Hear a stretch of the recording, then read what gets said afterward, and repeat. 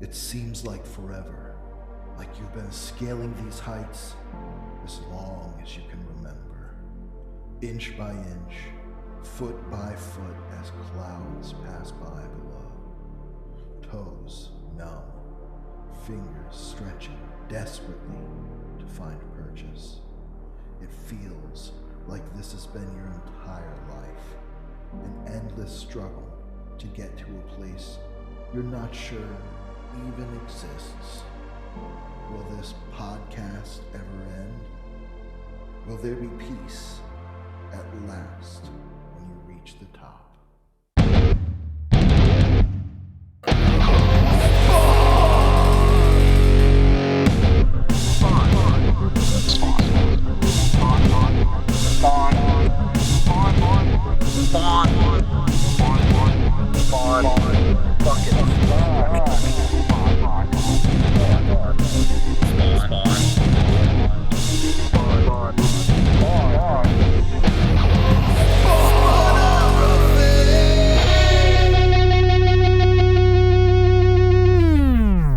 Welcome back to another episode of Spawnography. I'm one of your hosts, Pierce Lyden, pronouns they, them. Here with, as always, George Marston, pronouns they, them, or she, her. I feel like that opening bit there, Pierce, was like you trying to finish editing an episode where we spent 20 minutes talking about Waterworld. that is what happened. Well, by the time this comes out, it will be a few weeks ago. But oh boy, I did cut 30 minutes out of an episode because it started with us talking about socialism, which was fine. It then got to Kevin Costner and Avatar, and then it got to Wet Films, Waterworld, and it another got wet to movie. That's true. And then it got to how Horizon is Kevin Costner's Avatar. It is correct. So these are the things that have been cut that we're now recapping for you, dear listeners. Hey, we did that in 30 seconds. This is like someone's fan letter compared to our podcast where they're like, what about these 5 things? And we're like, well, we just spent 90 minutes on that, kid. Yeah. But it did make the continuity of the episode very weird. So if you heard a recent episode where you're like, what the fuck? It feels like I missed something. You did, but you also definitely didn't. So No, it was anything but Spawnography for a good chunk of it there. Anyway, have you been up to anything cool this week so far? Nothing crazy. It's December as we record, so the year is kind of dwindling.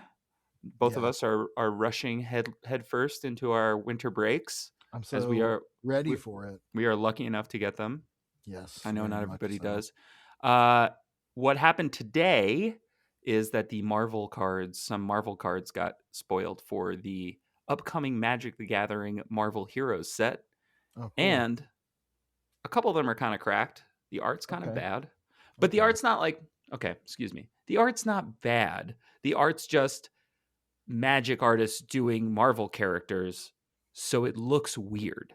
Sure. And then they released a bunch of the alternate arts, which are just famous covers. Okay. Reskinned I guess that's fine. Yeah, so it's cool. You get you get some Jack Kirby and stuff. That's cool, I guess. The problem I've talked about this at length on this podcast already, and to you just personally. I don't need everything to be everything. So Fortnite, the card game, is not what I'm looking to play. And I will be voting with my dollars, which is to say not purchasing these cards. I managed to not really buy any Spider-Man cards. I only bought a couple of the funny ones, like the food token that's a hot dog. Nice. Well, I know you got that Man-Wolf action figure. Oh, and I got that too. So I have Colonel John Jameson, but that was a gift. Yeah. So I didn't spend my own hard-earned money on it. Oh, that's cool. Very nice. And yeah, that's great. I have that figure too. No use for the card. You can sell it for $20. Oh, really? I might do that. Yeah. Wow. Well, how about that? Boy, I gotta say, I am rolling snake eyes on prestige movies this year. I feel like also by the time this episode comes out, well, actually none of this is embargoed at all. I saw in advance of the Netflix release, Wake Up Dead Man. Oh, okay. New Benoit Blanc movie. Mm-hmm. And I have to say, did not really enjoy it. and the further away from it I get, the less I like it. By the time this comes out, there will be spoilers out there. I'm not going to do that though because I don't know if you've seen it, but I have not seen it yet. I'll just say this: I really loved Glass Onion. I've seen that movie like 5 times. I thought it was great. Solid flick. To me, it's fantastic. Just hit all the right notes for me. Did you like the first times out? Fine. I liked it okay. Okay. I didn't think I think I only saw it once and I was like, okay, that was pretty good. Did not expect to like Glass Onion as much as I did. The third one is a little more dour. I don't think the cast is as good, and it deals with a lot of the same problems that I have with a lot of current movies, which is just unflinchingly gazing into like conservative brain rot mania without really offering an actual critical view that makes any sense. So it felt very confused to me as opposed to the politics of Glass Onion, which seemed in a satirical way pretty obvious on their sleeve. So I think the thing that I think those movies, because they're sort of the Agatha Christie riff, I think sometimes, especially kind of with what you're saying, is like they're kind of meant to be like the dime store novel of movies. well, you there know? are some direct comparisons to the dime store novels of like the closed door mystery. There's like a specific book that they mention a lot that's like kind of the origin of that. And so like that parallel is meant to be there. It's just But what I mean is, I don't think you can put too much there. Like it has to be kind of digestible. And if you give it somebody tries to something, be very philosophical in a very yeah, see, sincere way that comes off to me like a neoliberal return movie. Like very seriously, like we have to return to a nicer version of this. see, I think that that's too much to ask a movie like that to do, a structure like that to do. I'm Sure. not Well, saying that like I'm movie. saying, comparing it to Glass Onion, which felt like it was very obviously taking a, like I said, a very straightforward satirical stand Sure. politically about like tech bros and money and like that kind I of think stuff. there's a broadness though to Glass Onion that is like Yes, that there you is a just go, broadness to it. got it. But you walk out and you're like, I understood everything that movie was trying to do. I had a good time, and you're good to go. Even Just Knives kind Out, of, like you're just kind of like you watch it, you go, I let it wash over me. I had fun. Okay, I left, and I'll never think about that movie again if I don't want to. well, for Glass Onion hit me harder than that, just personally, No, and no, like, I think Glass Onion is the level up of Knives oh, Out. right. Well, also, it has things that I like in movies, the like carnal pleasures for me of like when you go back and watch it a second time, every little dumb thing that's foreshadowing, you're like, yeah, nom, I get it now. Yeah, yeah. In a kind of pleasing way that just feeds the satire more. It's also a very, again, it is a very, I keep saying the word satirical. I don't know another better word to say that. Like, it's not a spoof, but it is like a kind of cracked, like, lens on real world ideas and things that are really important. It has like the COVID elements and the tech billionaire villain and everything. The politics of that are on its sleeve, which I don't think everything has to be by any means, and not every movie has to be like a big political statement to me either. I just feel like there's a crop of movies this year that are just desperately trying to reckon with those type of viewpoints and people in a way that has broad appeal. By the time this comes out, I will have published, I think, the article that I wrote. It's a very big honor for me to write this article at my job, Total Film, Newsarama, Games Radar, Future US, whose opinions, except in this specific instance where I'm talking about an opinion I wrote, are not generally reflected in this podcast, unless I'm specifically talking about an opinion piece I wrote for work like this. Otherwise, not at all. I was assigned this, and I felt very grateful for it, to write a piece about Superman being the movie of the year. And I took that to mean not necessarily like the best film of the year, most deserving of awards, like above the line awards or whatever, meaning like acting, writing, directing, best picture or whatever, but Sure. to be like the film that kind of embodied at least what I want from movies in 2025, and or wanted from movies in 2025. And it offered a very similar kind of thing where the villain is very much Lex Luthor drawn from reality. You know, he's an evil tech billionaire who has like armies of trolls at at his disposal, engineering global conflicts for resources, you know, doing ridiculous experiments that harm the world knowingly out of selfishness. This is a very similar villain to other characters we've seen in other films. I just like that he gets beat up and that there is a very clear delineation of why the shit he's doing is bad. There is a person saying the moral at the heart of it. Again, I don't think every movie needs to be a moralizing parable, Sure. but sometimes I like that fairy tale in the face of like cynical examinations of guys who are in the real world in the same unfiltered way they are in these movies. And I'm a little tired of, you know, just having that same theme in my face in a gray area. I'm just personally not responding to those movies right now the same way I've responded to like the good guy winning, the fantasy of a man with power using it wisely.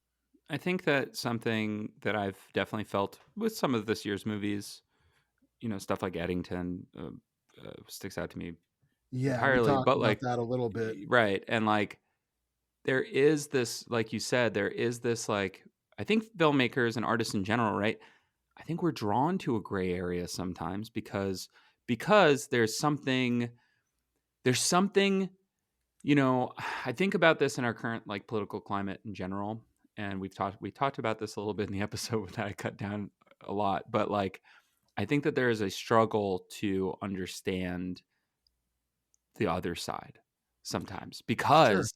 because if you consider yourself a reasonable person, and most people do consider themselves reasonable people, you just kind of can't do the thought experiment to get you to the place where people are acting the way that they are and thinking the things that they are.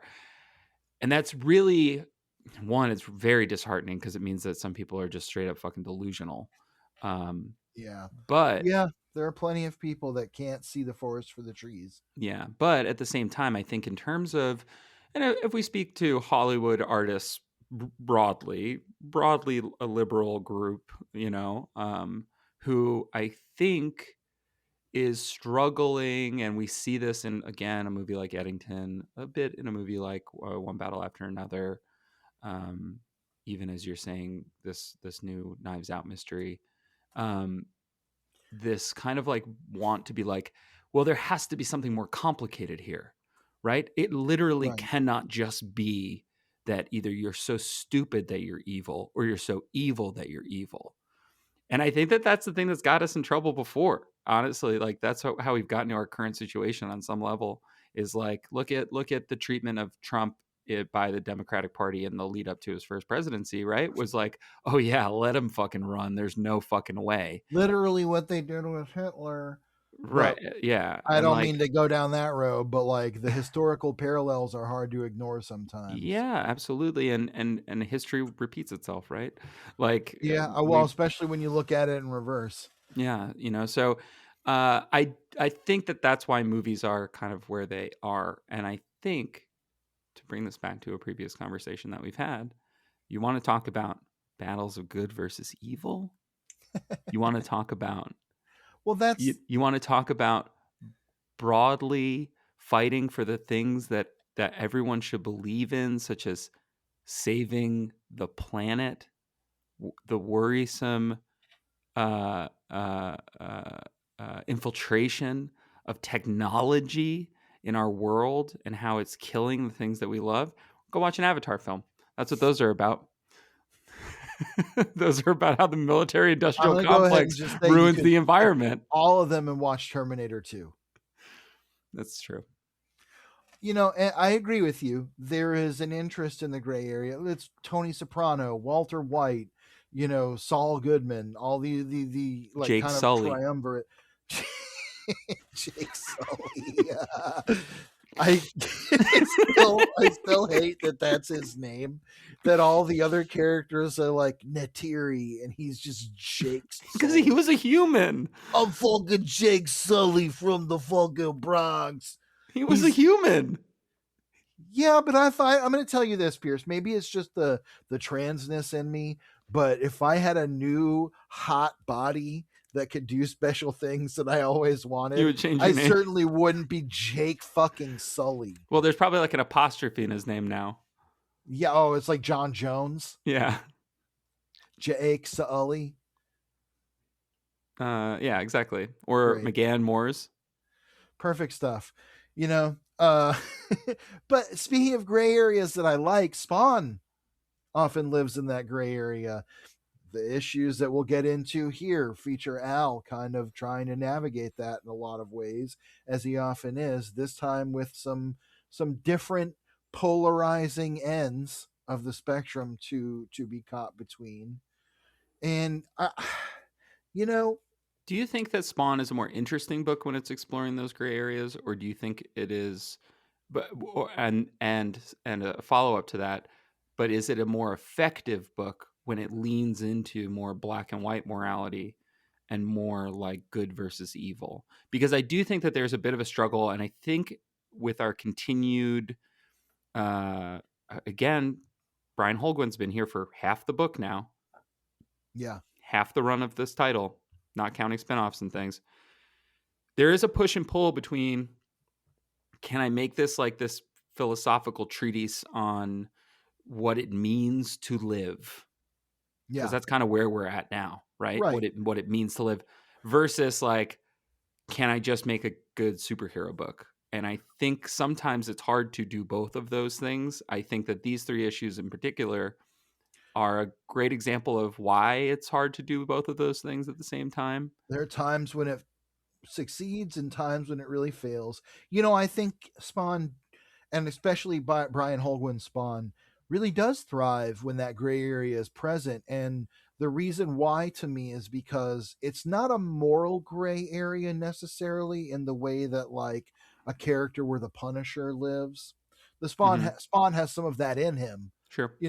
He's not shying away from like blasting people apart with guns, but the real tension of like morality is between this ruthless order of heaven and this brutal chaos of hell, and being caught between those two polar opposites, not as a centrist kind of thing, but as a humanist kind of thing, as a thing that says we have to live up to our potential while we're on earth, not live and die by when we live and die.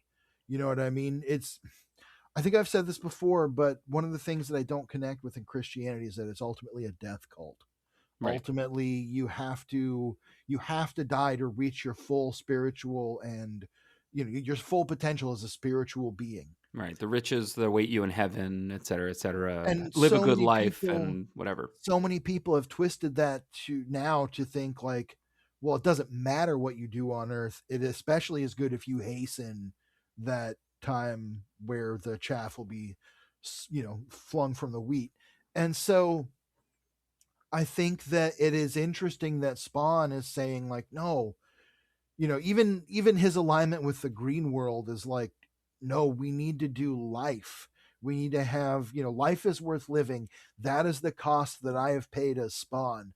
That is the thing that I now understand as precious. That is the thing that I didn't value as Al Simmons, that I can't bring myself to value as Spawn in my own life, but that I find and try to uphold in others. That's that struggle with heroism. And I find that very interesting because it's not a moralizing sort of like polarity as much as it is a sort of philosophical polarity between like, how do you find the balance between unbridled freedom that ultimately results in chaos and unhalted totalitarianism Hmm. that results in spiritual lockdown. And I don't mean that in terms of like political totalitarianism. I mean that in terms of like philosophical totalitarianism.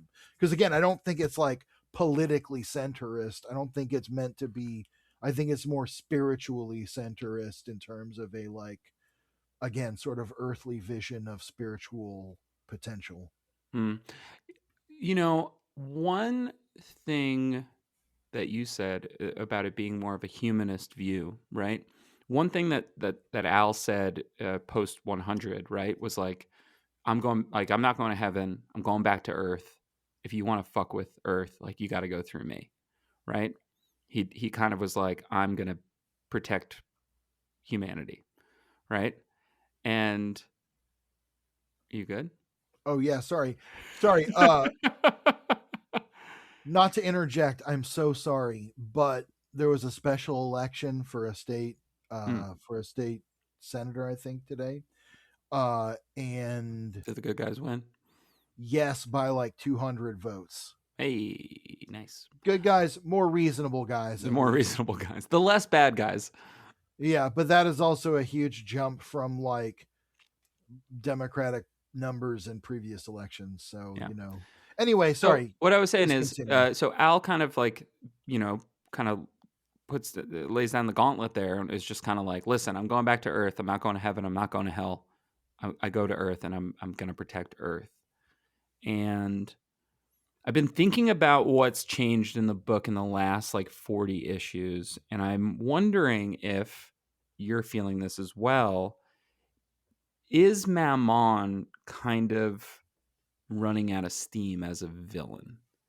Because I think we've hung out with the character for long enough and he's done enough things, but none of the things that he's done have really seemed to add up all that much to this point. He was working with Cog, he was kind of manipulating things, he's doing Well, more stuff here in this arc, but he it's reveals his ultimate goal in this arc.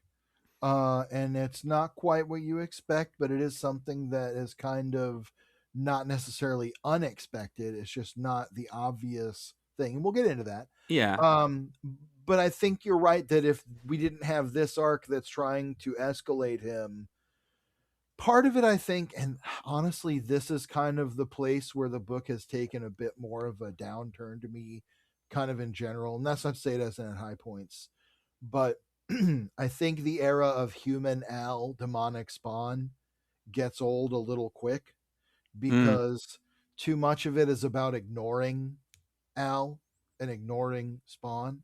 yeah, The Nyx arc is great.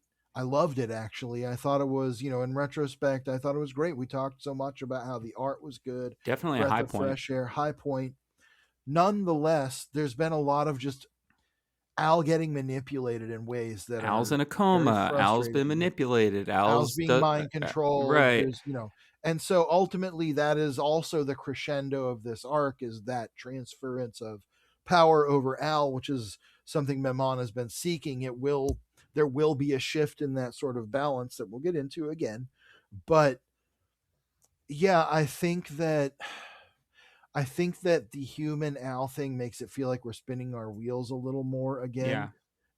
There are times when it's been really interesting and offered an interesting counterpoint. The arc with Twitch, Hmm. where it was Al and Twitch and Spawn kind of all working as this sort of like trio in a way.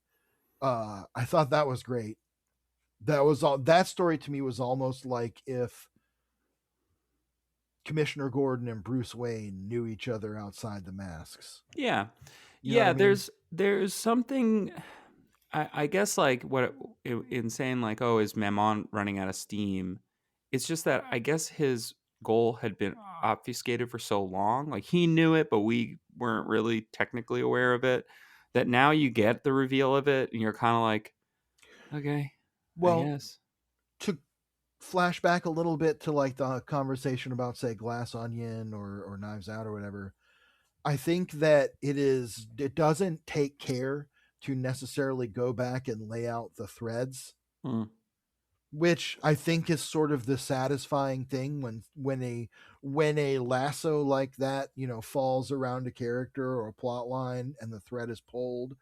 I think the satisfying thing about that is feeling like you can look back and be like, Which oh. Holguin to this point has generally been pretty good about. He's been pretty good about kind of putting Well, pieces back when together. we talked about Cog, when Cog kind of betrays Al to become the current Lord of Hell the absentee landlord of Hell in a way, there's this moment where you kind of get this like flashback of little bits of Cog's like whole timeline where these things fall into place, and you're like, oh, okay, I see how we go back to this initial reveal that changes who this character is, and now we get the retrospective of like how it has affected things. Exactly, yeah.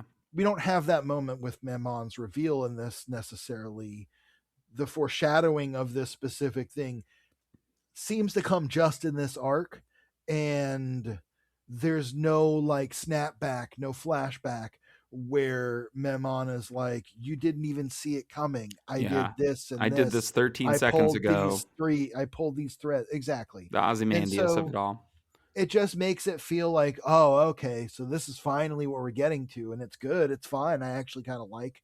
I think it's Sure. an interesting twist, but again, I keep saying we'll get into what it is, and we will. But I, yeah. On that note, Pierce, why don't you go ahead and hit me with those credits? All right. Spawn number 142. Todd McFarlane Image Comics present Devil to Pay Part 1.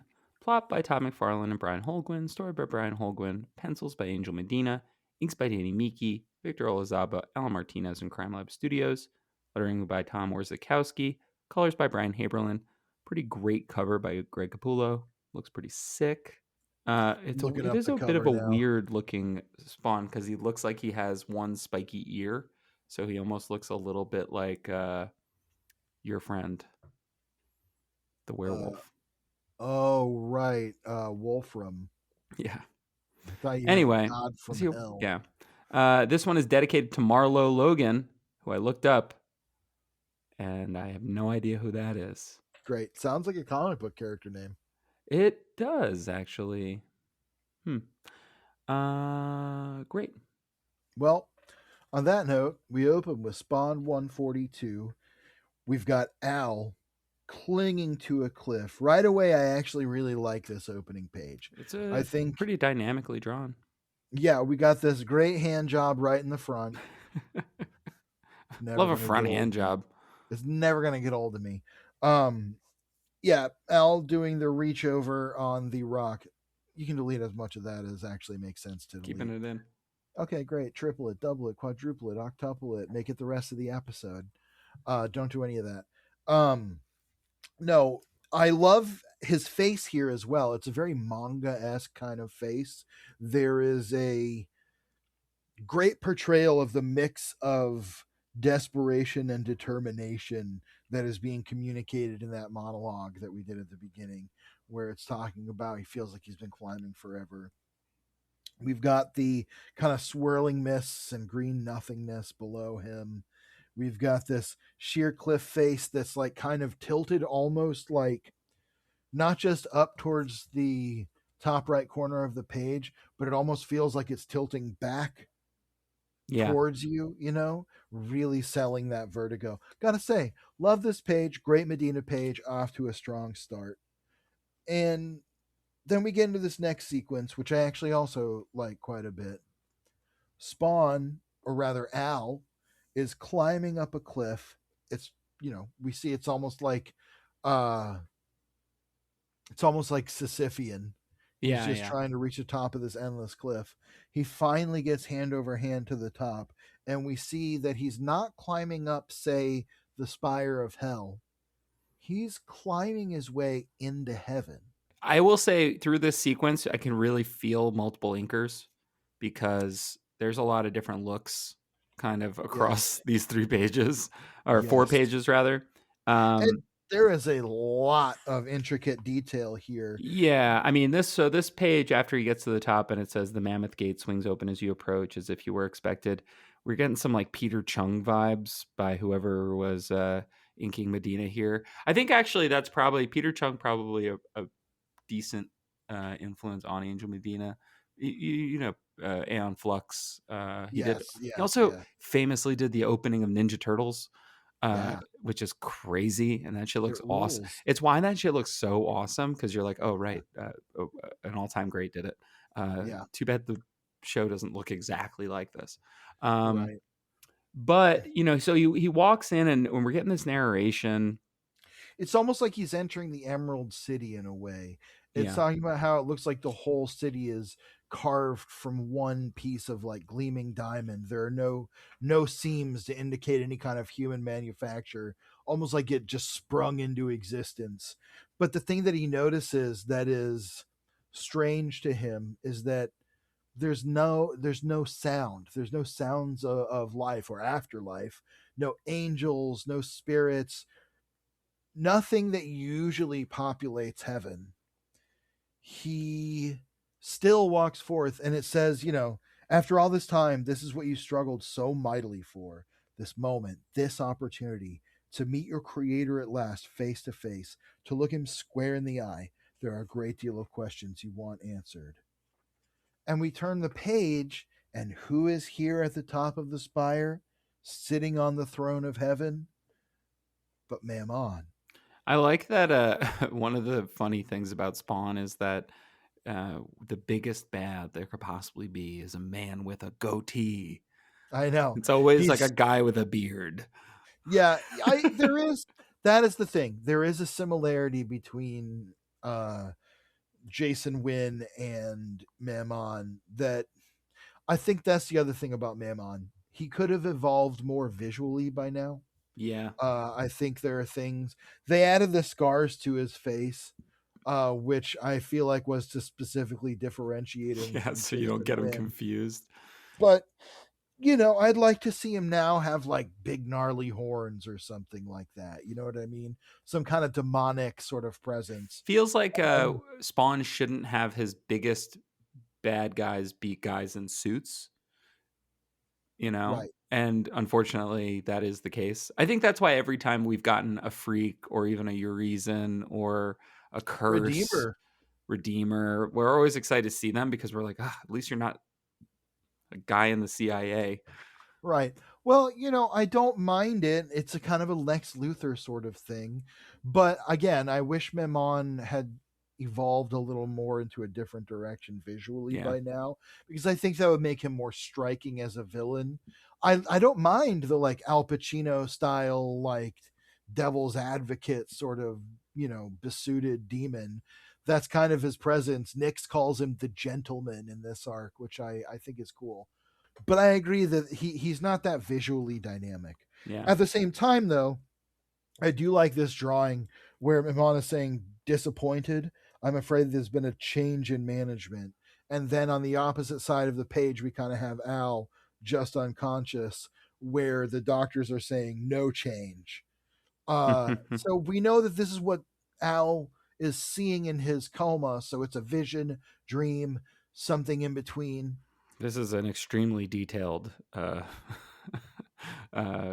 rendering of Al here. It's I don't hate it. I I don't don't hate hate it. I don't hate it. It's fine. It's I'm just very saying 90s. it's a lot of page space given to it, and that's I do like the panel at the bottom, though, of the hospital room where they're changing his fluids.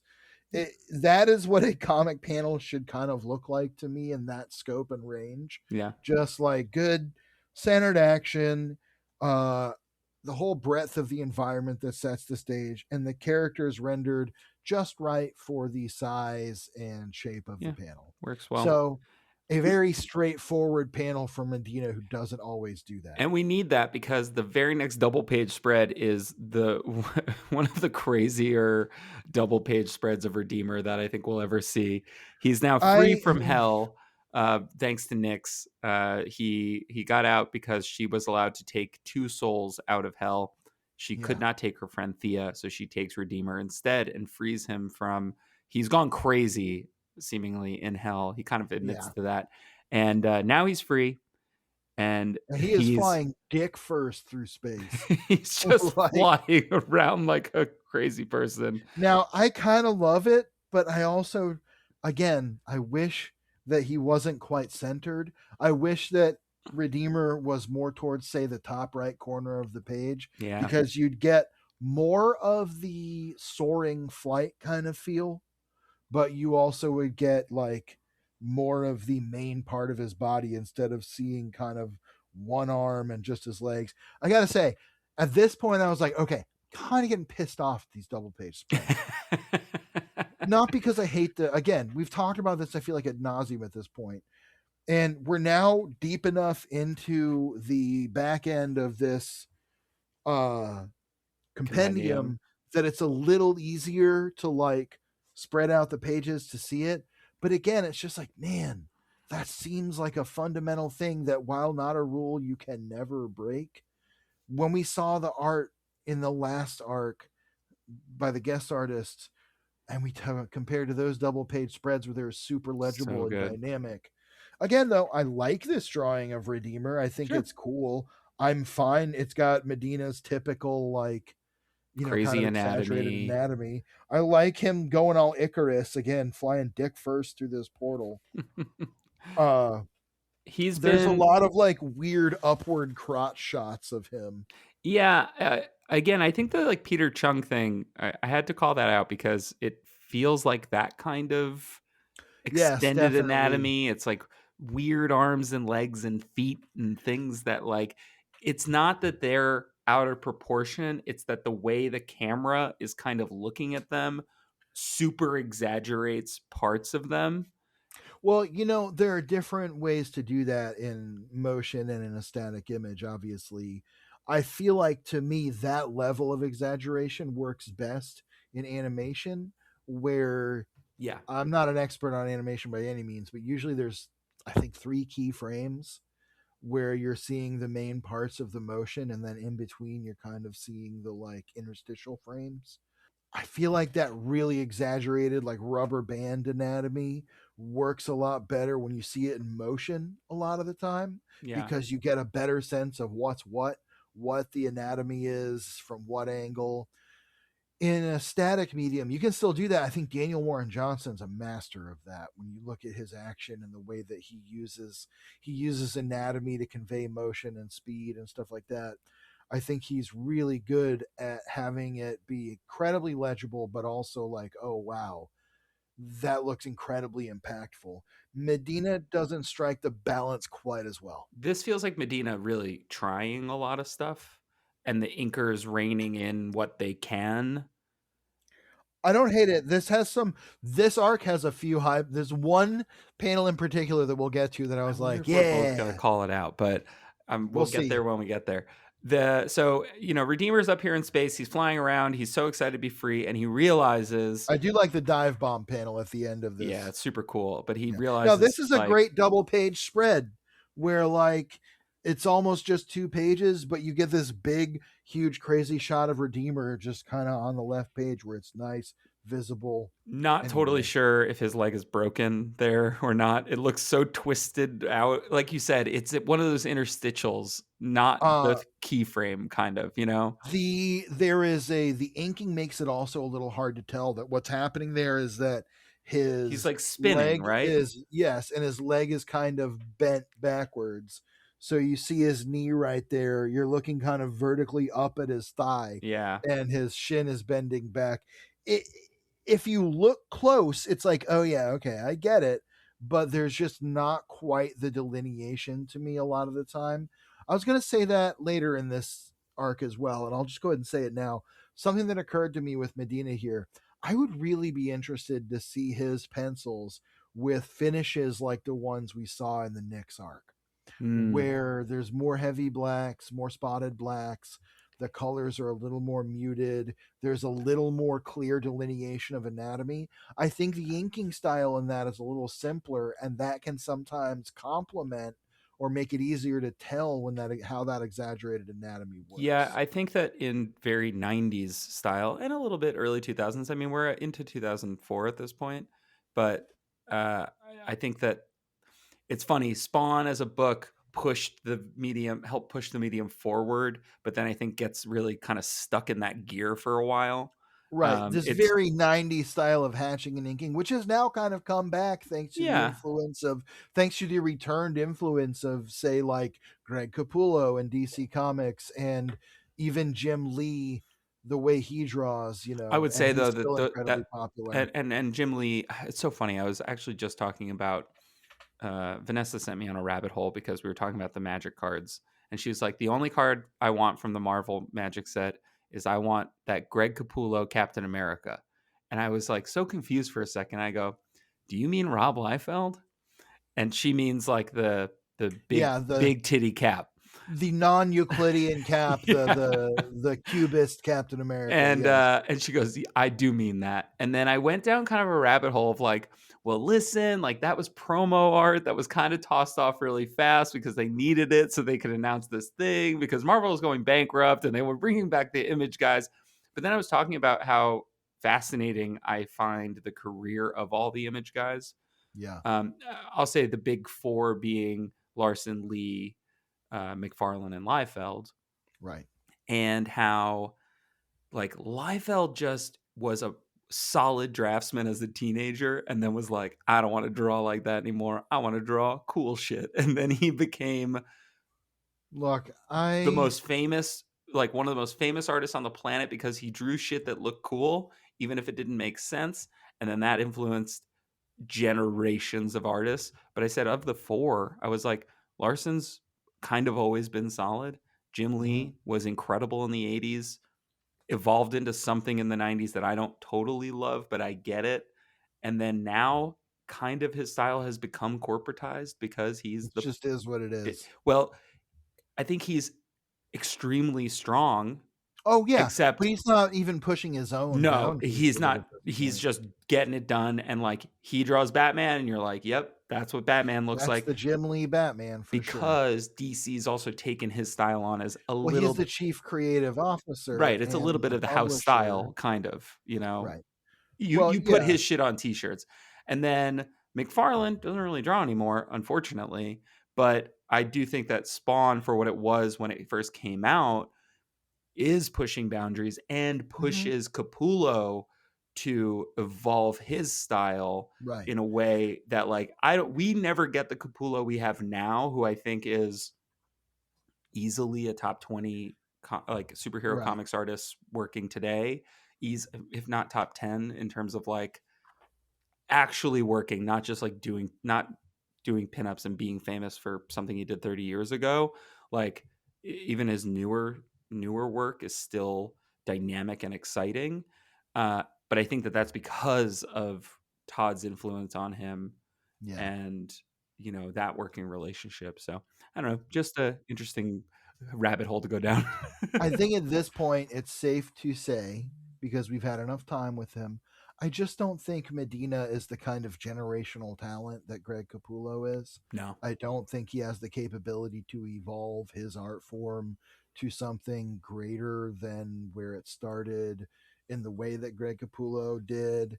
And I think that there are a lot more seams. Case in point, this next spread, which is, you think you want to read it as a double page spread, but no, it's two 12 panel grids, Yeah, and they're right kind and of then left. they're fine. It's okay. It is I don't hate it.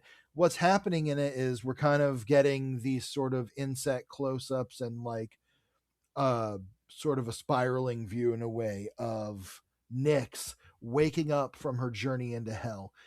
As you'll recall from our last episode, Nyx sort of stole the K7 Letha symbiote and used it to venture into hell to save her friend Thea. She wasn't able to bring Thea back, but she was able to, as we said, bring Redeemer back. She now is waking up almost hungover from this ritual, and she kind of drops the thread that has given her control of Spawn, and it disintegrates into like green flame. As she passes out back to sleep, Al's eyes snap open and kind of a parallel between the top left row of panels and the bottom right row. Yeah. I think it's fine. I think it works okay. One thing that stands out to me is Nyx's faces look terrible in all of this. They Crazy. look consistent from panel to panel, but she looks like Cher. She's never looked like that. Even the colors look different. The consistency is seriously also becoming a noticeable Yeah. concern. I hate coming off as real critical of like the art in these issues a lot of the time because it's not really that bad, but like compared to what we've had, it's not. It is devolving to me in a way where we have seen it get markedly less good. Yeah, it's frustrating that we've had issues where we're like, I think when we started with Medina, we're like, all right, he's finding his footing, and then he like seemed to find it, and we were like, okay. There was a high point. I think that what we're learning is Medina's not uh he's not a good actor. And what I mean by that is he will give you the big splash page. He'll give you the double page spread. He does not excel at small moments. He does not excel at character work that is um more sort of minutia rather than big and bombastic. I Right. think that, and then I Yeah. think See, that it's that almost like graffiti in a way at times. And I think that sometimes because he doesn't excel at those small moments, it does bleed into his ability to do the big moments. And so we Right. get those, like that Redeemer that we got that's inked a little bit weird, but it is also a weird pose.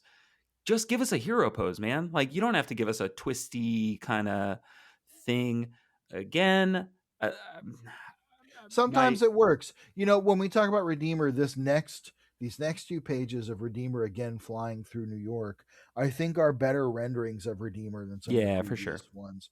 I like the one on the bottom right where that is a very trading card kind of pose to me. Oh, I Medina would love do that one. And great also, trading I cards. think that whoever inked this page kind of took your note from earlier and was like, let me just block out a lot more blacks. Yeah, and delineate some of his anatomy a Yep. little bit I more. love in that bottom right panel his hand in the foreground, Yes, because it's legible. if you didn't black out some of it, right, it would be nonsense. You would be like, I have Yes, no idea what I'm looking at. But it looks so cool. It has like this he's got like the Kirby crackle kind of on his yeah. arm behind him. Really sick. And then with the kind of it it'll sound so simple and silly almost, but the fact that the city is just lights and black buildings It looks makes it great. it It's makes it very Mike Zeck, yeah. like Oh, that that very famous Spider-Man. Spider-Man cover. Yeah. Yep. And Exactly what I was then thinking. no, yes, the inking on these two pages is great. And that's another again, it's just that consistency that lack It's a of team. I mean, it's consistency. a studio, it's Crime Lab Studios and then 3 other inkers. So we have Yeah. to assume there It's are a at least lot. 4 inkers working at any given Right. moment. Now, is that because Medina is slow and that these pages don't come in quickly? With Capullo, one thing that we got was a lot of consistency in inking, in that it was either Todd or it was Danny Miki. You Yeah. get Victor Olazaba as well sometimes, but um, that consistency is definitely the word that we're going to keep coming back to, unfortunately. But Yeah. Redeemer here, he's flying over the city, and He's doing like a Travis Bickle, like kind of like these people, the things they prize, things they struggle for, so sad and absurd. yeah, Sort of setting himself apart from the dregs of humanity. Then he kind of calls himself back down to earth. He's like, not they, we, us. I'm one of them. He says, I'm just a kid for right. Redeemer Christ's sake. doesn't use pronouns. Right. He says, I'm just a kid for Christ's sake. No, not a kid. I'm a man and I have a man's duty. And what he's referring to is his pledge to protect Nyx. I was Now, also seeing this as him sort of, now that he's out of the reaches of hell, he's sort of understanding, like he's getting his memories back a little bit. He's like getting his psyche back a little right. bit. Yeah, he's Um, no longer in the trauma by the of hell. way, love the close up panel of his eyes, of his Of this mask city. with the Yeah, I was city. just thinking Oh, that it's looks great. so That cool. looks great. So cool. In the background of that page being the Chrysler building, with then the rest of the city kind of in the background. Hmm. Really incredible inking, really solid coloring job here too.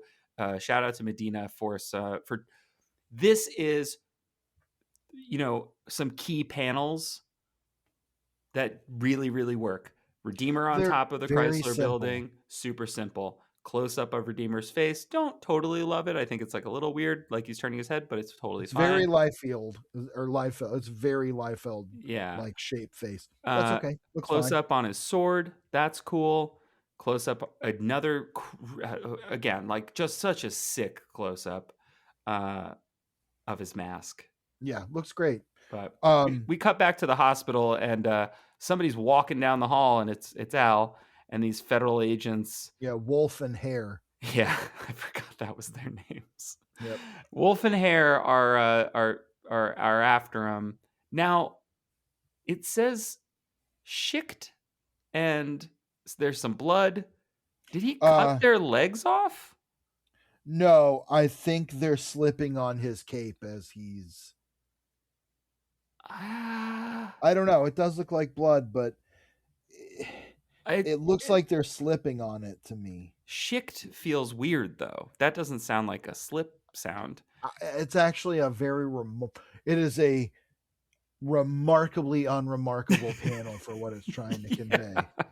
Anyway, I Al think does that's something. Orzechowski doing his best with the sound effects to figure it out. Al does something, and these two guys fall. You can see that they fall face first, so I think they're slipping, and we see Al's cape kind of returning to him. Yeah, and this is now we're going to go into Al's head a little bit as he kind of walks the city or flies the city. It's unclear. Yeah. And he says, I've had enough. I'm sick of these. I'm tired of these sick games, tired of being played for a punk. Old enemies, treacherous friends, secret schemes. Seems everyone's got a plan for me. He's kind of calling out a little bit of what we were saying, which is like, I don't know, shit keeps happening to Al, but he keeps not getting to be a character. He keeps just kind of being manipulated. And we see Clown, we see Nyx, we see Mammon sitting on the throne of heaven. We see the clown like zombies. We see even is that Wanda? So or is that Nyx again? Who the hell is that? I think it is Wanda, but it's colored wrong. Right. It's colored. It's Wanda colored with Nyx's hair. It also arguably could be one of Jason Wynn's Wandas. Yeah, it's hard to say. It looks like it's or maybe a nurse. I don't know. It's him laying in a hospital, like with his hand in someone's hand, and she's crying. Hard to say. Again, the consistency of faces and stuff is it's rough. Kind of a burden in some places. It's rough.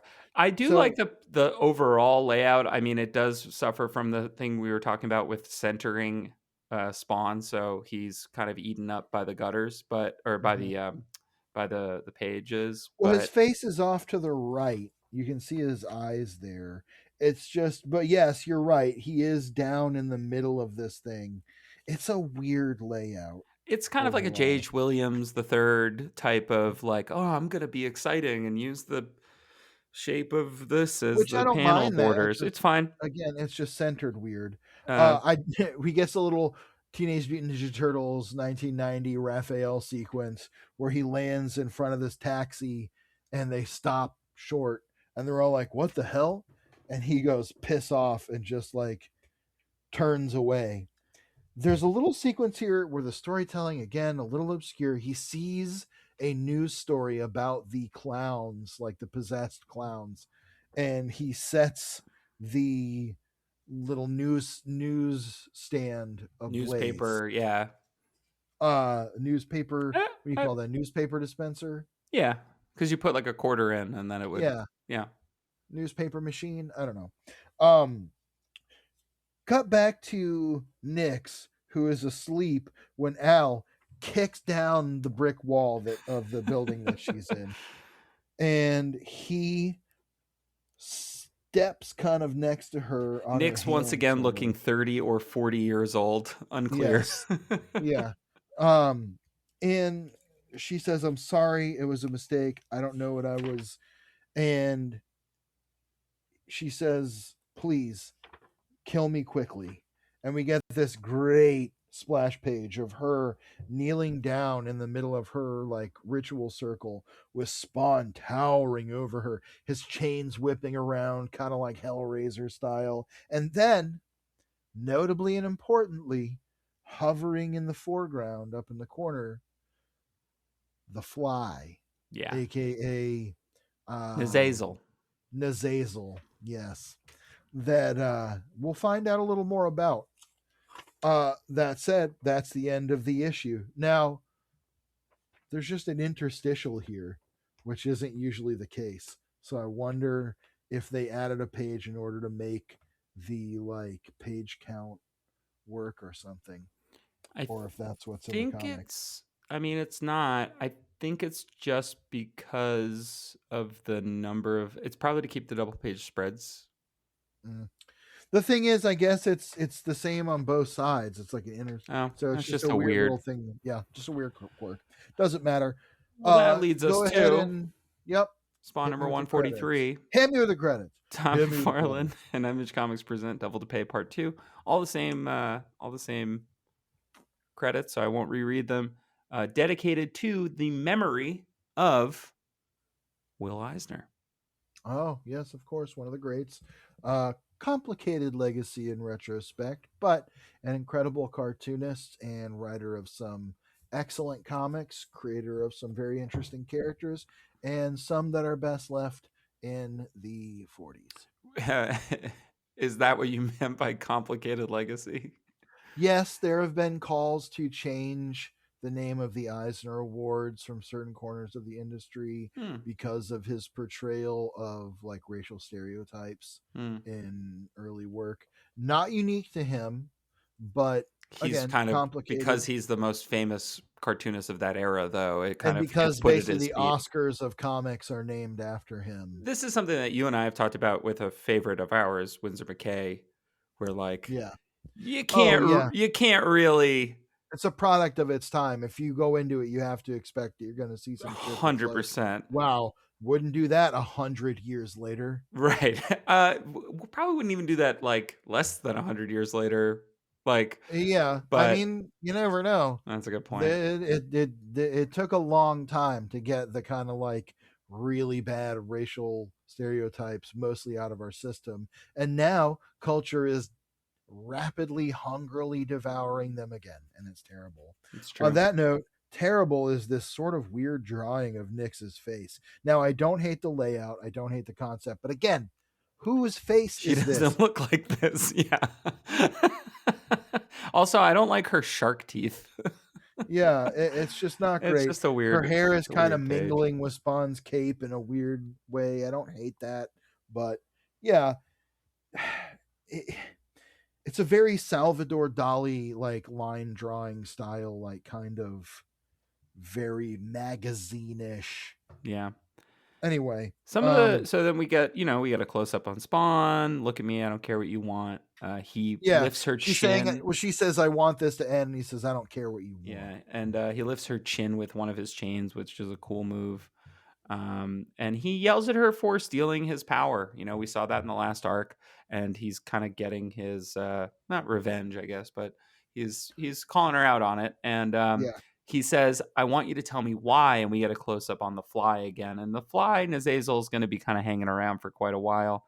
And she yeah, he's explains that floating around the room. yeah, she explains that Mammon that she was looking to save her friend and also protect Spawn, and that Mammon had asked her for her power, Something in return. We don't know that yet. or sorry, That's for control over Spawn. That's really what he asked for, and yes. that she didn't want to give it to him.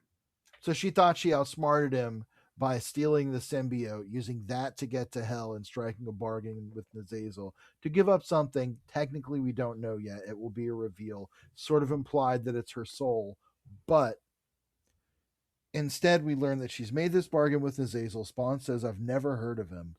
What was the price? What did he offer you in exchange for passage to Hell?" Is this one of the times where you were like, yeah, I guess if Spawn's deal was that he was a demonologist in life, and so it would be interesting that he now would get That would be to, the Doctor Strange thing, or yeah, whatever. right, where he'd be like, oh, Nazazel, I read about him or whatever. Instead, Al's just But don't Spawn's just like, know him. "I Can don't I shoot fucking him know with a that guy." gun? Yeah, exactly. Well, and there's infinity thousand demons, so there's no True. way. Every time he goes to Hell, he meets new ones. So you never know how many there are down there.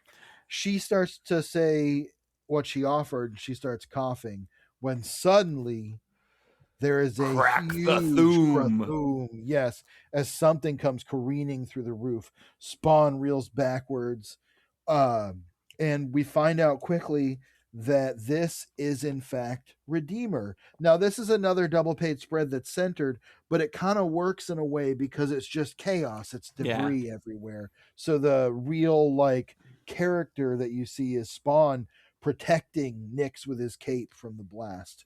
Yeah. We And the get next double page spread is Redeemer saying, "Stand aside, villain. No harm shall come to the lady. She is under my protection."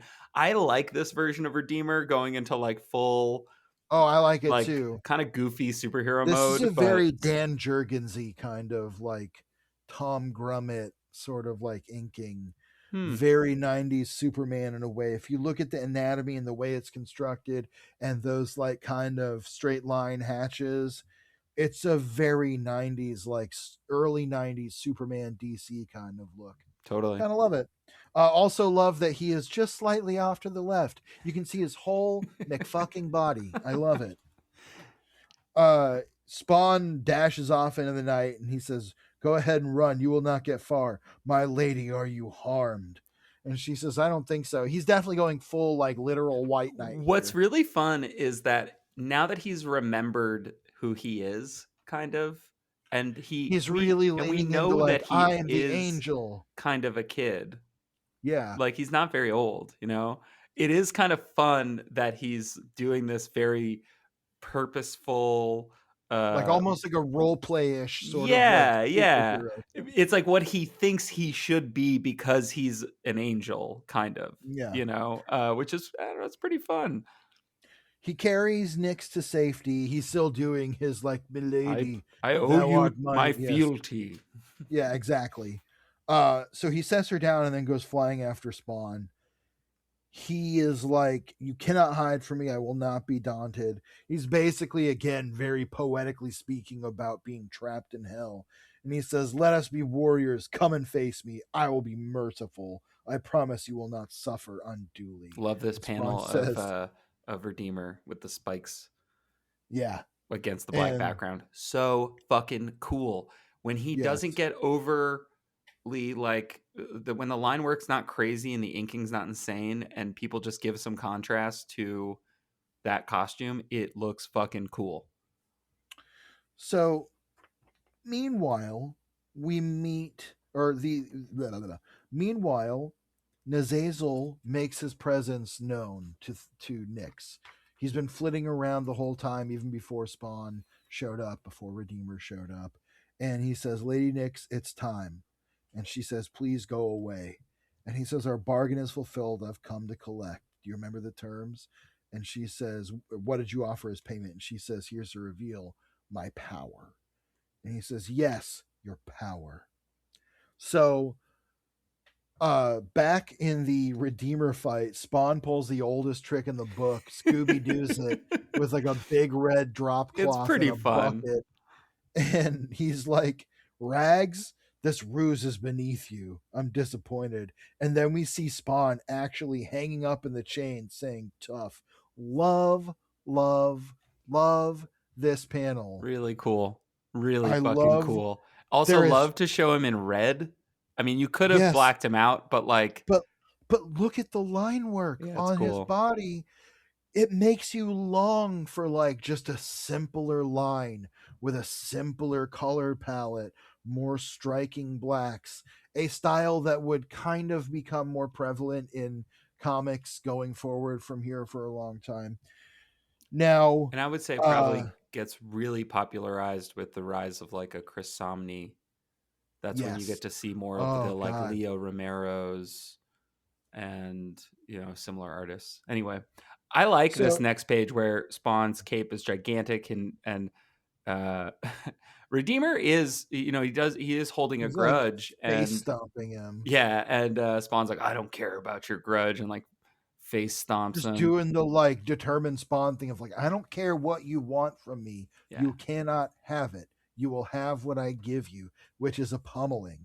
I really like this fight sequence because it's far more legible than a lot of Medina's fights, and also the inking generally pretty good and very readable here. I Now, really wish that the 2 punch panels were the same punch panel, like right. like mirrored.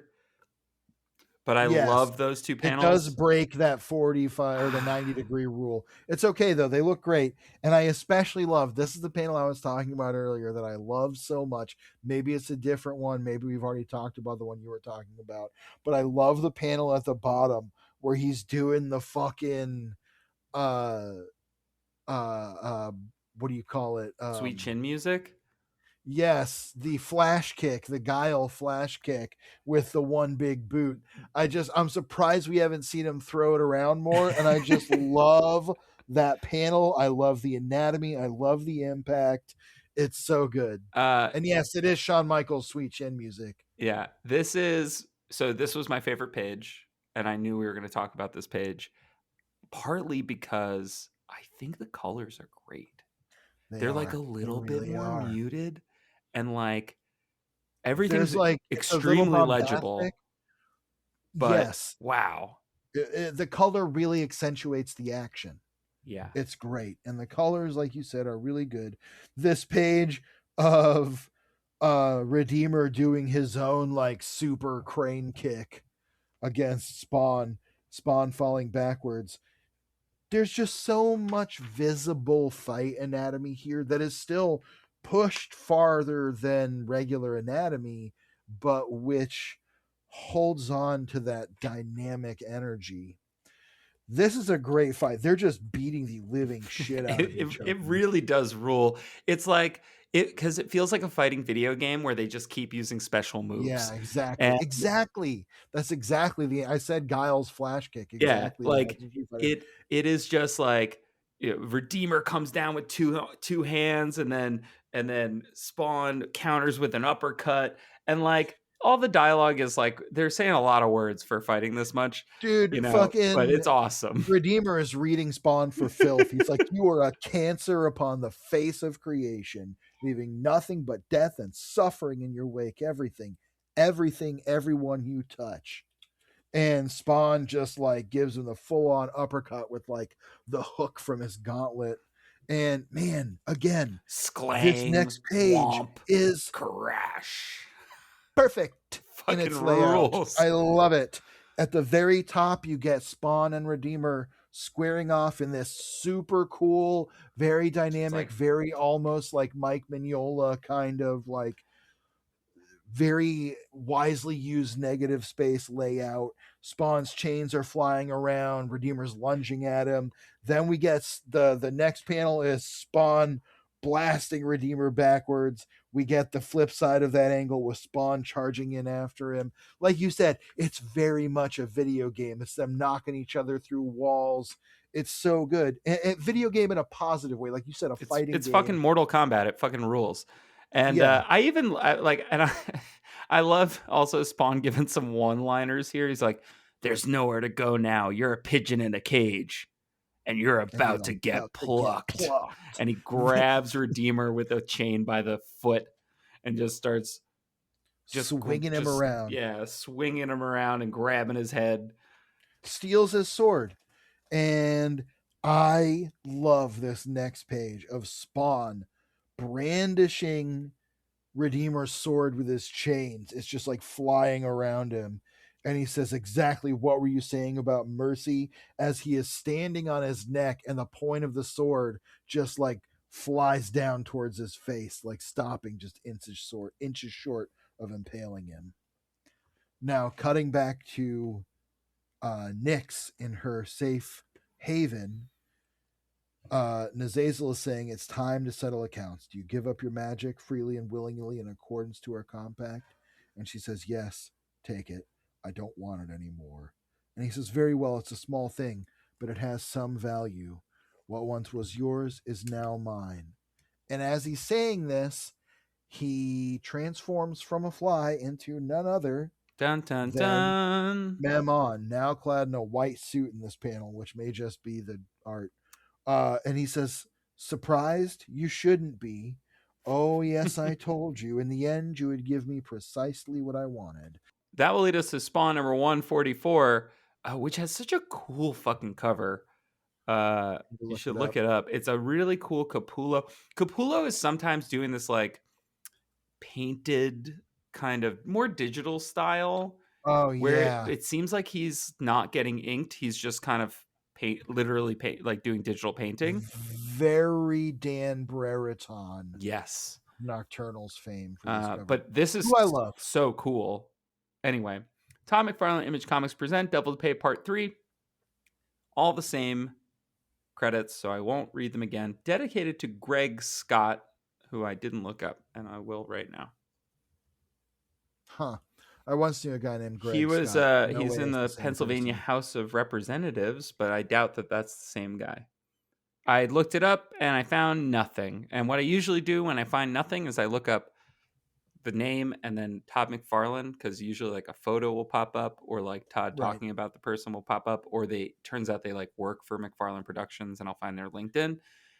When your name is Greg Scott, nothing Yeah. comes up because that's just two first names. What Yeah. what Google AI thinks it is a Great. collaboration between Greg Capullo, Scott Snyder, and Todd McFarlane. So Thank you, smart yeah, AI, for coming up with something true and not so just fucking dumb cooked. bullshit you hallucinated. Anyway, there are a couple of tarot cards laid out here, and this is the first of several of these we'll get.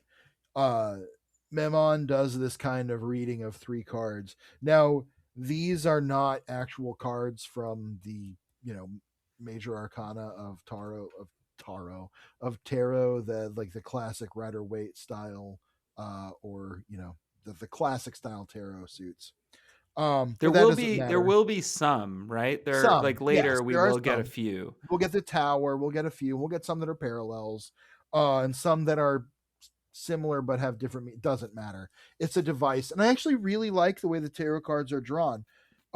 Again, makes you wish you would get a little more of that graphic style somewhere in the art. That said, so it's the knight, who is obviously Redeemer, the dragon, who is Spawn, and the witch, who is Nyx. You get the impression that these are his manipulations, kind of a symbol of that.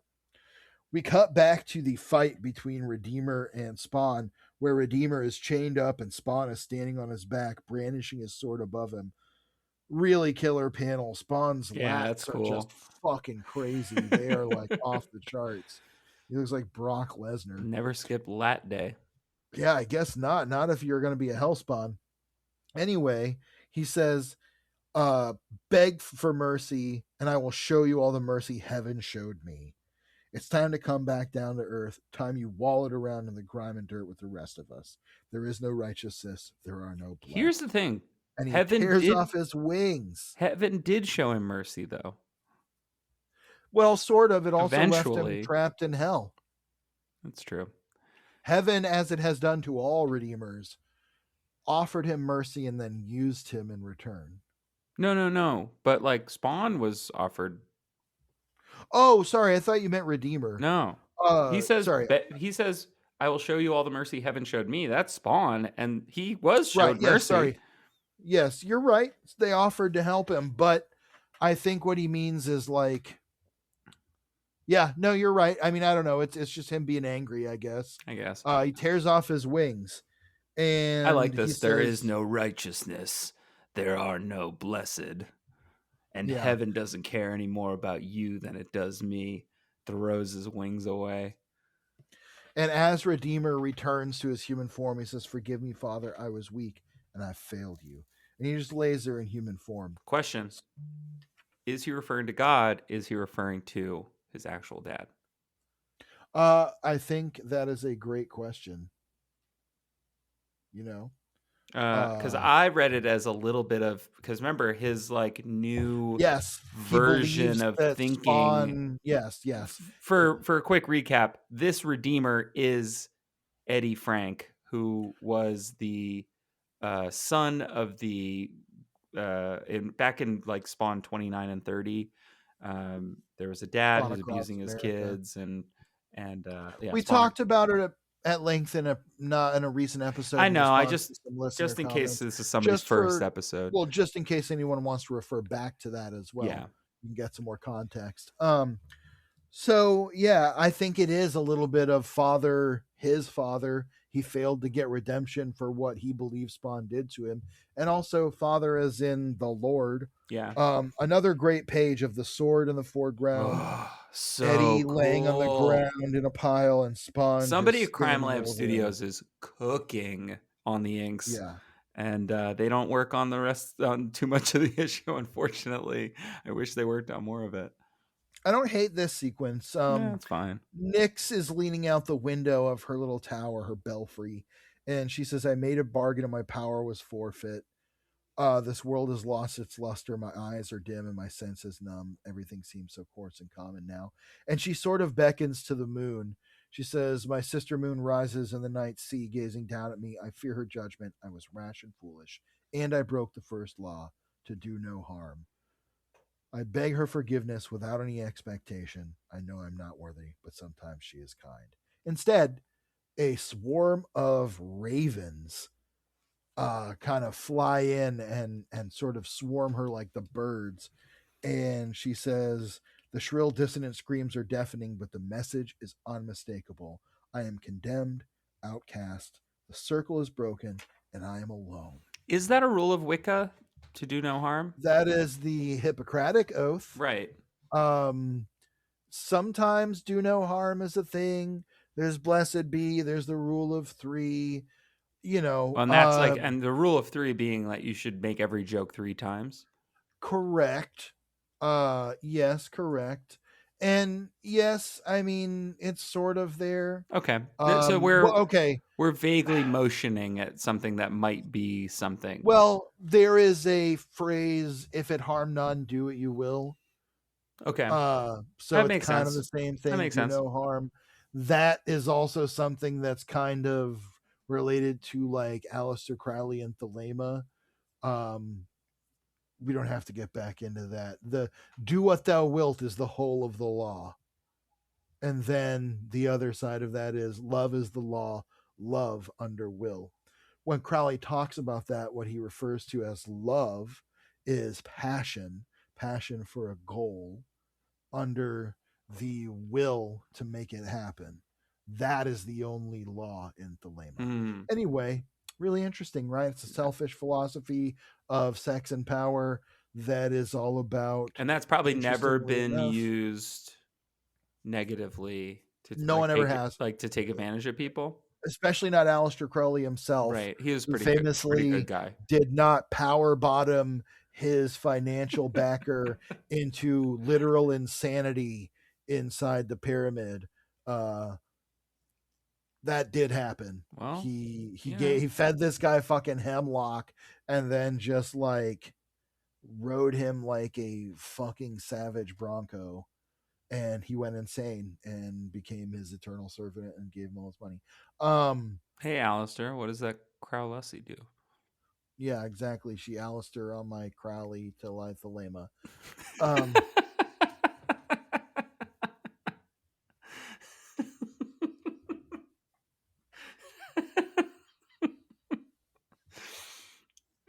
Um, there was a point I was going to relate back to Spawn I'm with so that. sorry. No, it's great. I'm finally. So often you are just like have no reaction to anything I say, I think on purpose. No, because sometimes I don't have like a thing to say, and then I just. I know you know, sell me.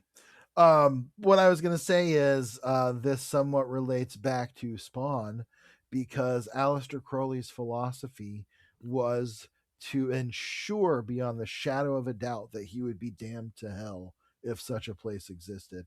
Aleister Crowley never stopped believing in God. He just also Is that what the Journey believed song's that, about? yeah, yes, sure. Don't stop Yeah, believing. yeah, yes. Oh, yes, of course. He's just a small town boy born and raised in South Detroit. Not true at all. And Oh, you know, he's if we catching really the want to midnight talk trains. about it, we could talk about how the philosophy of Aleister Crowley and Thelema was later utilized by L. Ron Hubbard Hmm. in his early days as a magician alongside Jack Parsons. You know who Jack Parsons is? It's not. Jack Jack Marvel Parsons was one of the most critical pioneers of rocketry and rocket fuel and combustibility and stuff in the United States. Wow. He was also he was a high-ranking military guy. He was also a high priest of Thelema and a deeply dedicated magician. Well, I they have usually are. long I have long believed, there's no way to prove this, but it is my deeply held personal spiritual canon, that Jack Marvel Parsons, his real name, is the inspiration for Doctor Doom as a man of truly capable science Hmm. and powerful magic who died in an explosion in his own lab while conducting experiments. So, Jack Kirby, being deeply tapped into the world of the early modern occult, could have very easily known about Jack Parsons in a way that few other people could. Might have never heard of him, might have not ever, but I like that theory. And that's 5 minutes you can cut from this episode, but there you go. It's Uh, pretty interesting, so I'll keep it in. Great, It's kind of crazy we haven't gotten a Jack Kirby movie yet, huh?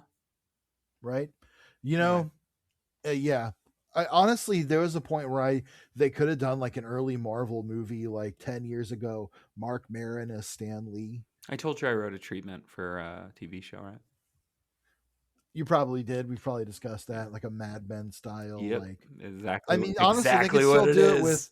They could still do Cavalier and Clay. Would be a great TV show. It was a Broadway show, right? Yeah, I think so. So Anyway, we get another tarot card page with the garden, the tower, and the pit. This obviously represents heaven, earth, and hell. Now, the well, tower it's the is green place, not Earth, right? well, sort of. Yeah, I That's how guess I so. took it. It is It's sort of, it's I guess tough. it It could be represents either. Spawn's position. Now, what it says is the tower stretches ever higher into the storm scarred heavens, disappearing into the gloom of clouds. It's a monument to the soul's foolish quest to seek knowledge that is forbidden to it. It is rebellion and hubris that dares to cross borders and to unmake the laws older than time. It is at once an act of war and an act of hope. Now, the tower looks a little different in the actual tarot. Hmm. It is shattered and exploded. It is a sign of catastrophe and of system collapse, essentially. So, sort of what it's saying here. Anyway, this is more of Mammon laying out his schemes. You know, the pit is hell, um, and Eddie starts to come to. He says, "Where am I?" And as he's looking up, Mammon is kind of standing over him. Spawn realizes Mammon is there and says, "I know you." And Mammon says, "Let him be. His role in our little drama is done for the moment, at least. For the moment, at least. We have no concern. We have greater matters to I like that discuss." Mammon is feeding a rat. Yes, he is. I actually love that page, that panel. And Spawn says, "You're behind this," and lunges at him. And Mammon says, "Of course I am. I'm behind a great many things." And as Spawn lunges at him, what should occur except his own chains wrap around him? He says, "I sent that idiot clown to break you to pieces. I bargained with the witch, gave her exactly what she thought she wanted. She didn't know it was me. In fact, she thought she got the better of me. She gave up her power over you." And this is, we sort of get that kind of rundown there, but that's the most we get in terms of like, here's how I made it happen. Here's how my schemes were laid out. And it feels less dramatic because of that. Spawn is sort of laying there, kind of pleading with Mammon. Mammon says, "The throne I seek will soon be mine. You're going to help get it for me." Spawn says, "The throne? I have no claim to it. Deal with the old man if you want it. I don't care. I never wanted it." And Mammon kind of chides him. He says, "Such a foolish thing you are. Always slow to see the big picture. It's not the throne of hell I want." Now that's Insinuation here obviously that he's gone after following up either on, heaven or the green world. I think it's heaven because we saw Yeah. him in heaven at the start, or maybe everything. I think what he wants is to be God. to be able to have that kind of absolute power where he knows he can't be challenged for it the way that he can as an archdemon. True. Archdemons can take thrones, but they can also have them taken from them. The throne of heaven, once claimed, is theoretically immutable. Seems more absolute. Right, exactly. So Spawn is strung up by his chains now. He says, I don't envy your existence to be a pawn in some great cosmic chess game. He goes on about how important pawns actually are because, as you know, if they reach the other side of the board, they can level up and become more important to the game. I believe they can become knights or kings, or I don't know. I don't fucking play chess. I just know that it's like checkers. If they get to the other side, you can switch it out for a something you've lost. So, like, if your queen gets destroyed and you get your guy to the other side, then you can switch it out for your queen. In checkers, if you get to the other side, they king you, and you put one of the other checkers on top. Then you do the double jump, do that triple jump, do that quadruple jump, and before you know it, you can fucking checkers your way out of anything. You big checkers head? Fuck no. What about chubby checker? More like Fats Domino. Fair. I like this double page spread. I think it's cool. Where he's all strung up. I think it's interesting. I think the thing that I have against it is that the inking is so inconsistent that I don't know who this Mammon is. It feels like they got a stand-in. He looks like Al Pacino and Dick Tracy. Yeah. With like the green but also Tony Stark. Like, I don't know who this guy is. They forgot that he has a goatee and he just has a mustache. Like, it's not great. It's not great. The faces throughout this next sequence, these next couple pages, not good. We're flooding back to like feeling like there's a team of inkers again. Yeah. So he kind of has Spawn up in the air, and he uses the power he stole from or bargained with from Nyx to kind of take the power of the symbiote away from him, turn him back into Al. The symbiote starts crawling, the cape starts crawling into Al's mouth, kind of gagging him. And as he's suspended there, I actually really like this spread. Mammon is stealing all of his memories of Wanda, all of Al's memories of Wanda.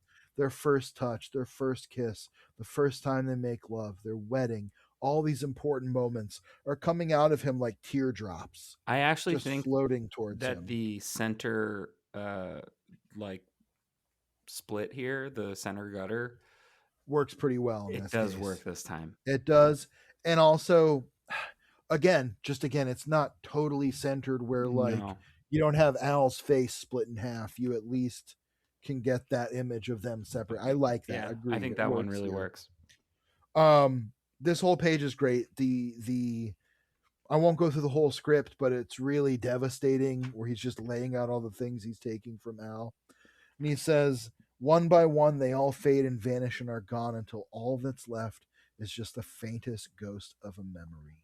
The remembrance of somebody who shined brightly for you and warmed you like the sun, a star to set your sails by, the knowledge that once there was something pure and good in your life, if only for a moment.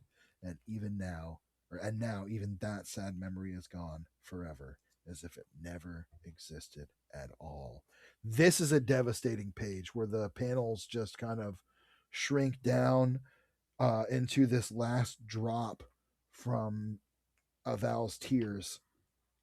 And then we see Mammon with the kind of lights of the memories swirling around him, and Al/Spawn kind of suspended by his chains with a cape stuffed in his mouth. We get our final tarot spread. We get the Emperor, who is, of course, Mammon sitting on the throne of heaven. We get the Hermit, who is Cog, sitting at the top of his never-ending tower of hell.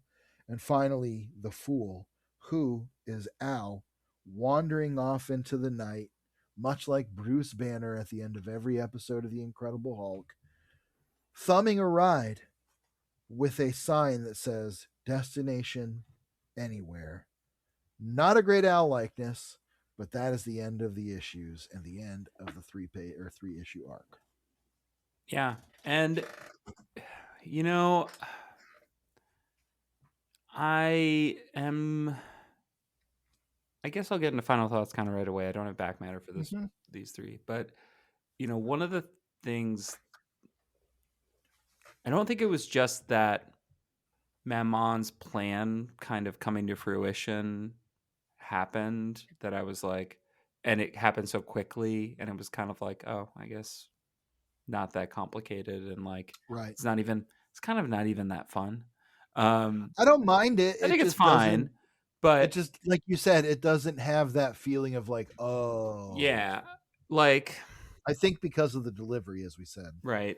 I think even the ending, Mammon goes on this whole thing about how pawns are important and he's going to use Al to get the throne that he wants to get, and then he just lets him go. I mean, I guess the ending is supposed to be a little bit of like, tune in next week to find out what the fuck is going on.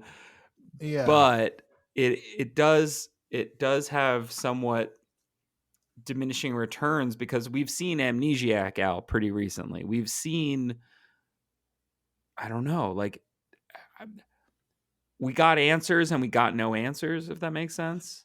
It seems a little like it's flying by the seat of its pants more than kind of building on everything we've seen before. And I imagine that Mammon wanting the throne of heaven has been there, but like, yeah, it just doesn't feel as compelling. It doesn't have that, oh, fuck level twist that Cog betraying Al did. Yeah.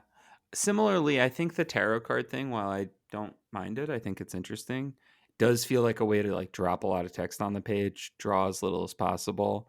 And had it been like, oh my God, like if you'd use the tarot cards as like a framing device, right? Hear me out here. And I again, I'm not trying to do the thing where it's like, well, this is how I would have done it. No, but there is an element in the book that, you can discuss how elements in the story. Sure. But imagine if the framing device just of these three arcs was Nyx going to see somebody to read her tarot. Or she's just reading her own tarot or something. Right. And that's like helping us understand a little bit about what's going on. Like that can be something illuminating and guide us if she'd through. been doing that this whole time. Would have also been really cool. Well, and then like just having those little moments, and then we see Mammon flipping the cards himself, and it's another one of those moments of like, shit, he's been feeding her all of, he's been influencing her this way the whole time. And further, to see some of the cards that we've seen previously change. Right. To see something like that would have, again, that impact. To me, this is an interesting one because oftentimes I feel like when we do a 3-page arc, issue 1 and issue 3 feel very impactful, and issue 2, the middle one, feels kind of like, okay, yeah, great. In this case, I felt like the middle kind of one the opposite was the strongest one. The fight with Redeemer and the aftermath and everything was really well rendered. It had the best art out of any point in the 3 issues of this arc, and it really felt like what Spawn can be capable of even as a fight comic. Which it rarely is these days. Right. Those moments come as bigger impacts. And also that's where Medina seems to be a little bit more at home.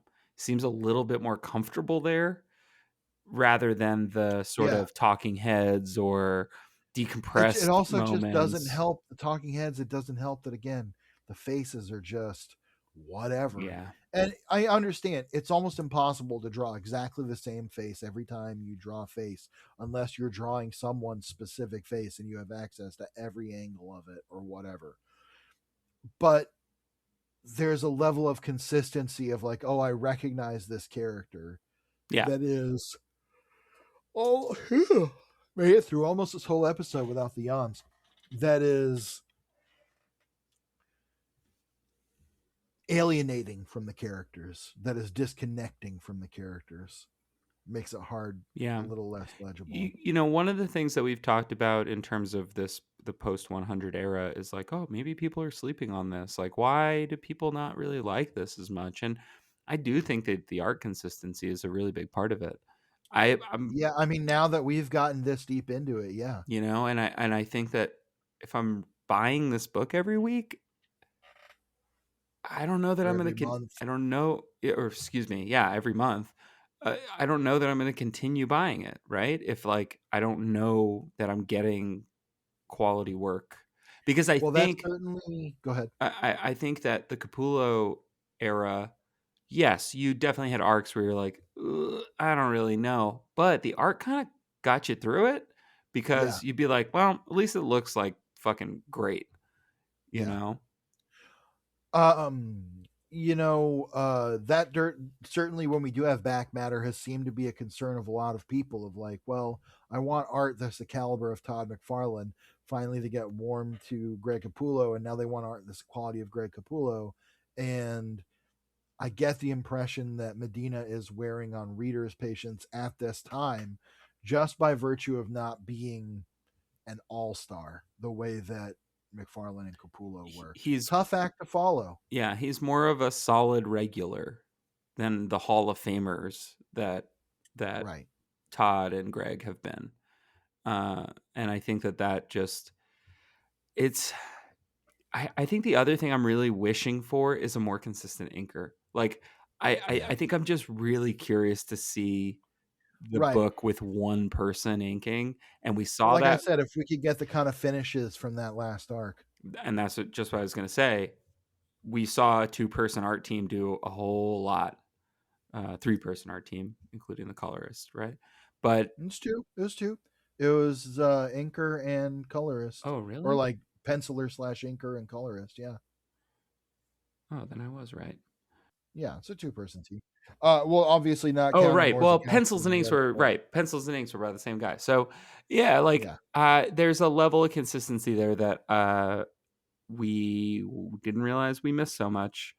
And And maybe that's not possible to sustain month in and out, month in and month out for a title like Spawn. But gosh, when it's not there, you sure do miss it. yeah, yeah.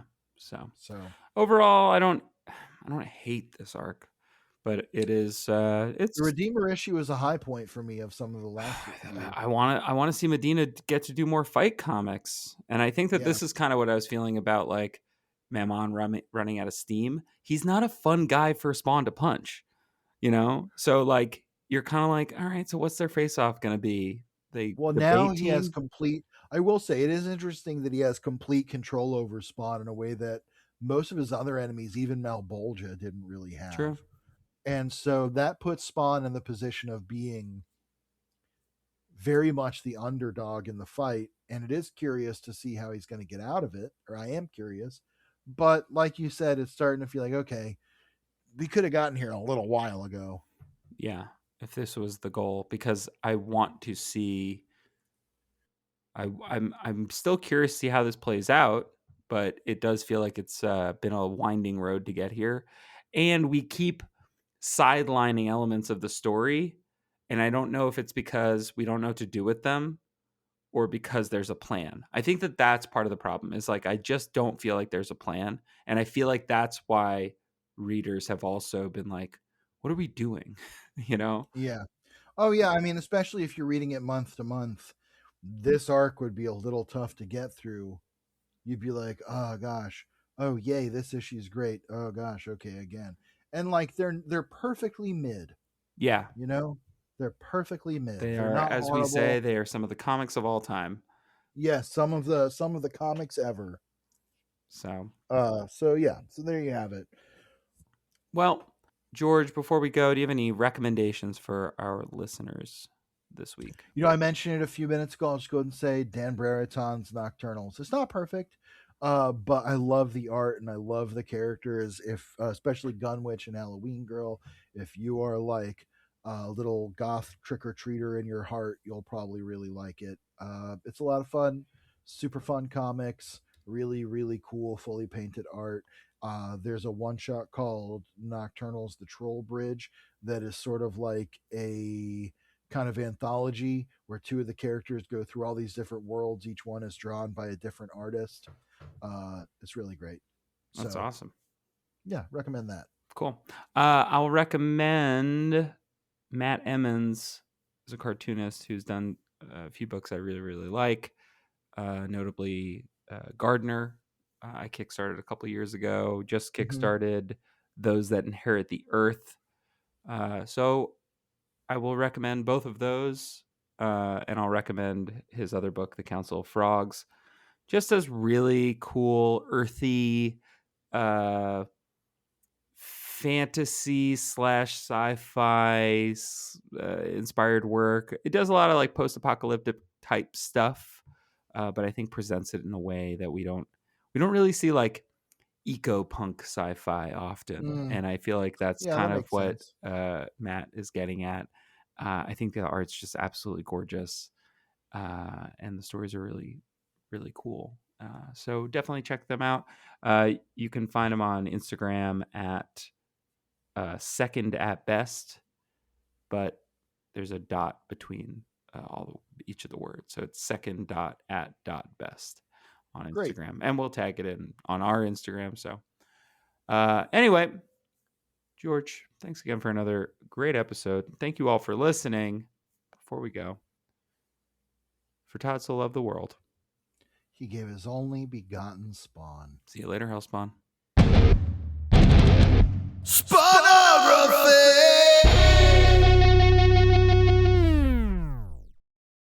Spawnography is recorded in Athens, Georgia, and Queens, New York. It's produced by me, Pierce Lyden. Our theme music and logo were composed by George Marston. Episodes come out every Monday on Spotify, Apple Podcasts, YouTube, and wherever you get your podcasts. If you like the show, please rate, review, subscribe. You can find us on social media at Spawnography or at SpawnographyPod. If you'd like to reach out to us directly, you can do so at spawnographypod@gmail.com. Thanks for listening, and until next time, see you later, Hellspawn.